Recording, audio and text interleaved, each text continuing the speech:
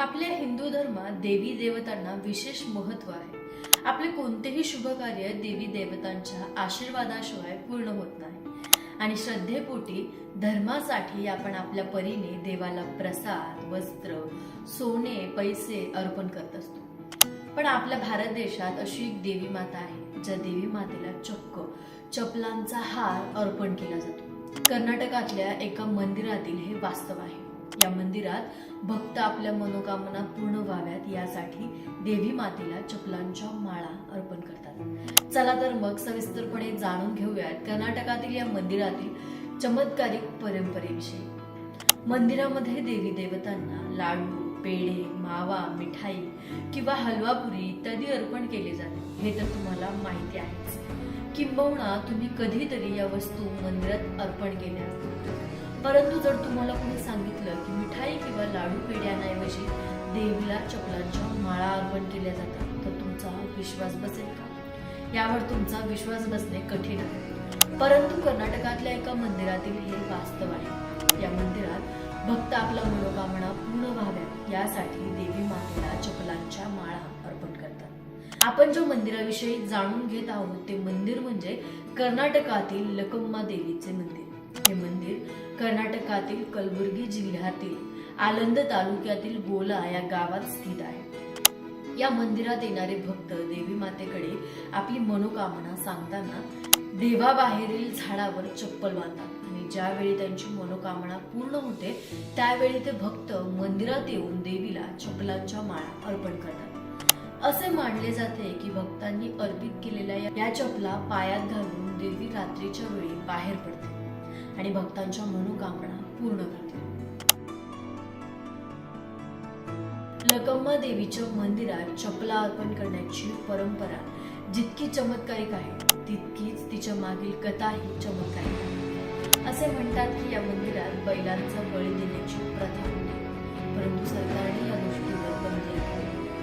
बळीची प्रथा बंद केल्याने देवी क्रोधित झाली. त्यावेळी ऋषीमुनींनी घोर तपश्चर्या करून देवीला शांत केले आणि देवी मातेला बैलाच्या बळीऐवजी चपला अर्पण केली. तेव्हा पुढे देवी मातेचा राग शांत झाला असे मानले जाते. त्या घटनेपासून देवीच्या मंदिरात चपला अर्पण करण्याची प्रथा सुरू झाली असे म्हणतात. लकम्मा देवीच्या मंदिराविषयी बोलताना इथले स्थानिक लोक सांगतात की हे मंदिर फारच पुरातन आहे. एका पौराणिक कथेनुसार एकदा देवी या ठिकाणी सहज फिरण्यासाठी आली होती. एका डोंगरावर फेरफटका मारत असताना दुत्तारा गावातील एका देवतेची नजर देवीवर पडली आणि त्यांनी देवीचा पाठलाग सुरू केला.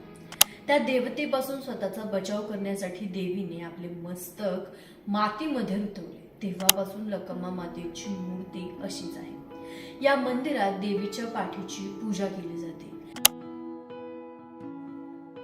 मंदिरात येणारे भक्त आपली मनोकामना पूर्ण झाल्यावर देवळाबाहेरील झाडावर चपला टाकतात. तसेच देवीला शाकाहारी आणि मांसाहारी दोन्ही नैवेद्य अर्पण करतात. स्थानिक लोकांच्या म्हणण्यानुसार अशा प्रकारे चप्पल अर्पण केल्याने देवी माता आपल्या भक्तांचे वाईट शक्तीपासून रक्षण करते.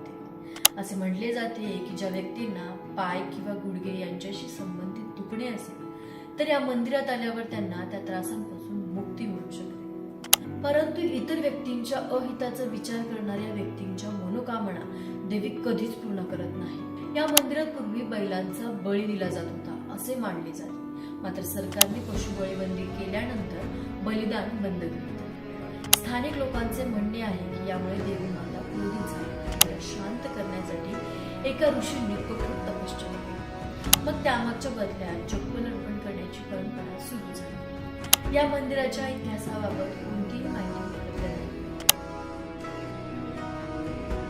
गावकरी सांगतात की देवी आई गावच्या टेकडीवर फिरत असताना दत्तारा गावच्या देवतेने मातेकडे पाहिले. यानंतर दत्तारा गावाचे दैवत त्यांचा पाठलाग करू लागले. त्यांच्यापासून वाचण्यासाठी मातेने आपले डोके जमिनीत गाडले होते. याच ठिकाणी लकम्मा देवीचे मंदिर बांधण्यात आल्याचे मानले जाते. देवीची मूर्ती त्याच व्यवस्थेत ठेवली जाते आणि आजही लोक मातेची पूजा करतात. दिवाळीनंतर पंचमीच्या जत्रेच्या दिवशी मंदिरात येणारे भाविक देवीची प्रार्थना करताना झाडाला चप्पल बांधतात. यानंतर ज्यांची श्रद्धा पूर्ण होते ते मंदिरात जाऊन देवीला चपलाचा हार अर्पण करतात.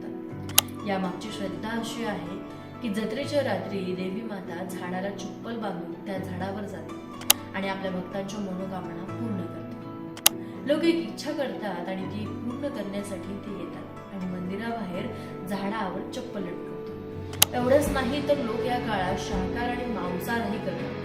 स्थानिक लोकांचा असा विश्वास आहे की अशा प्रकारे चप्पल अर्पण केल्याने देव वाईट शक्तीपासून त्यांचे रक्षण करतात. यामुळे असे मानले जाते की पाय आणि गुडघे दुखी कायमची दूर होते. या मंदिरात केवळ हिंदूच नाही तर मुस्लिम कुटुंबातील लोक स्वइच्छेने मंदिराचे पुजारी बनतात. यामध्ये कोणतेही तर्क किंवा कथा नाही. ही परंपरा ती वर्षानुवर्षे पाळत आहे. त्यामुळे अनेक मुस्लिमही या मंदिरात पूजा करण्यासाठी येतात. सध्या नवरात्र उत्सवाची जय्यत तयारी सर्वत्र सुरू आहे. नवरात्रीच्या 9 दिवशी आपल्याला नवदुर्गांची छबी पाहायला मिळते. नवरात्री हा संस्कृत शब्द असून त्याचा अर्थ 9 रात्री असा होतो.